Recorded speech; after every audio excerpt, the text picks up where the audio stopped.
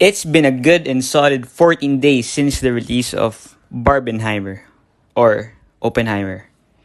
But yeah, let's review it. I was never a firm believer in watching Barbenheimer to enjoy the two as a whole. In my opinion, it was never meant to be taken seriously. Watching Insidious is a waste of time. Mission Impossible was going to be for another day. And so, we knew that me, my twin, and my dad would watch Oppenheimer as is. They won't fear it until they understand it.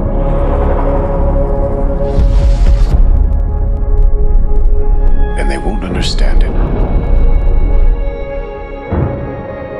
until they've used it. They won't fear it until they understand it.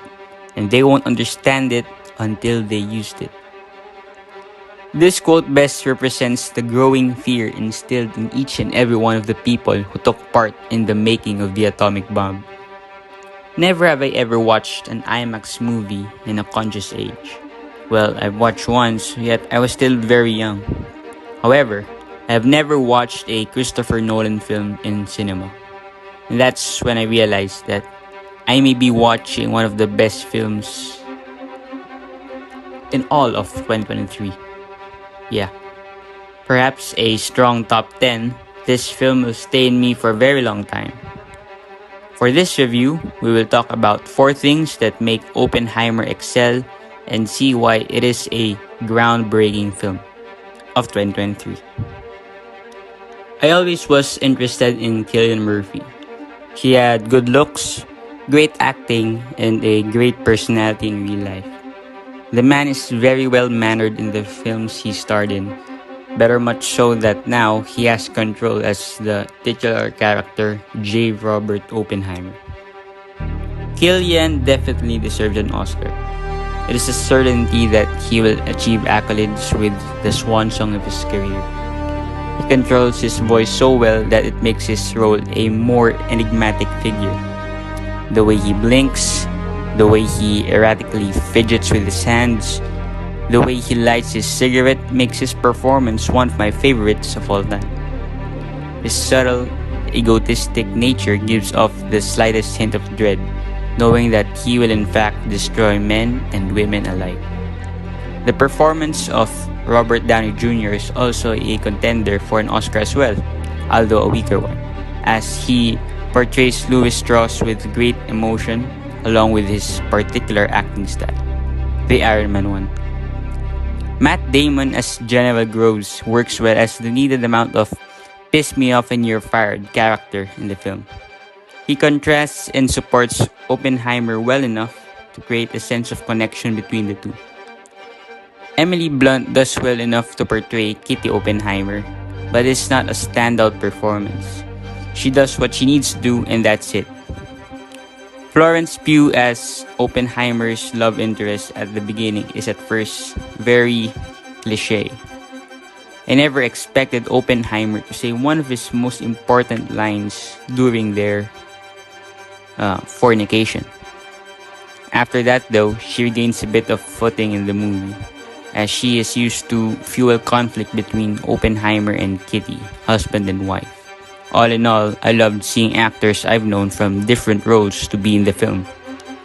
I'd say, but it's not really a criticism, that the appearance of the known actors sometimes pulled me away from immersion because I'd then say, hey, isn't that guy from Wimpy Kid? You know, Devin Bostic or something? Otherwise, great acting from the cast. I must say, I was impressed by the dialogue. The writing in this film might be Nolan's most structured, as if it was a measured yet grounded film that you're watching.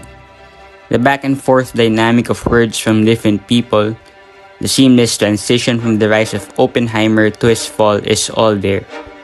What they say brings so much brevity and poise, yet is always filled with realness, emotion, and sense. The writing conveys the metaphorical fear of the bomb that they will come to know as perhaps the destruction of a world. I do hope that Nolan wins an Oscar for this. The simple words to the dramatic poetry always wins me over, even with the tense political atmosphere. I am become death, destroyer of worlds.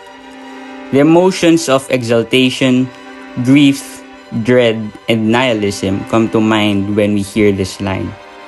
But Oppenheimer deals with a lot of more human themes intrinsic to our faults and our experiences in humanity.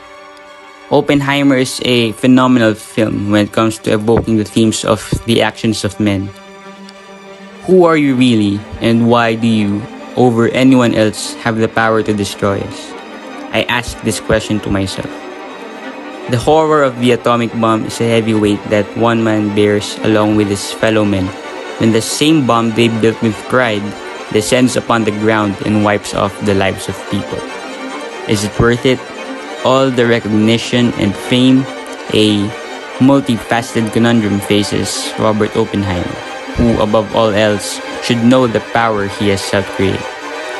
This film, from all its depiction of J. Robert Oppenheimer's life, is a thriller, a psychological one at that. The power one can hold in his hand is very limited, yet we all try and fail to grasp it in our hands. Death will ensue. Finally, we have come to the selling point of Oppenheimer, its audio and visuals. My gosh, no movie ever needs an IMAX but this one. The music is heavily captured by the violin in a way that shifts emotion and range in an instant. Nothing about the music ends in a triumphant note, for all that ends well, ends well. But for this film, it was always stopped dead by the haunting realization of destruction. And the music does extraordinarily well to make sure that it sounds exactly what the characters feel. But what shocks me the most is the attention to detail of the atomic bombs. The sound, almost deafening, never simply arrives to your ears. It creeps. It then hits you. What if you were there to hear it? The visuals of Oppenheimer carry to a higher plane of existence.